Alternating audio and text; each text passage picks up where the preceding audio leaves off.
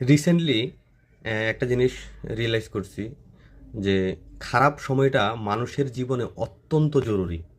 খারাপ সময়টা না থাকলে আপনি ভালো সময়টার ভ্যালুটা কখনো বুঝতে পারবেন না।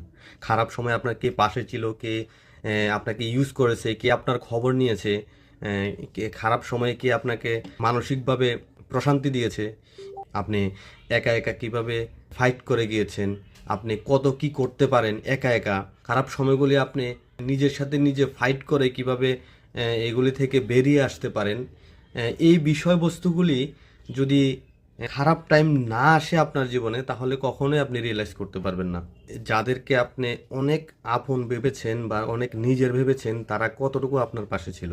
খারাপ সময়টাতে আপনাকে রিয়েলাইজ করাবে যে আপনি কতটুকু স্ট্রং।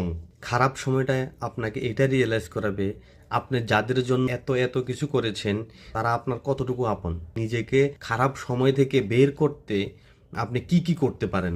এই কারণে মানুষের জীবনে খারাপ সময়টা অত্যন্ত জরুরি। খারাপ সময়টাকে পার করে যখন আপনি নিজেকে ভালো সময়ে দাঁড় করাতে পারবেন তখন বুঝবেন যে আপনি কতটা লাকি।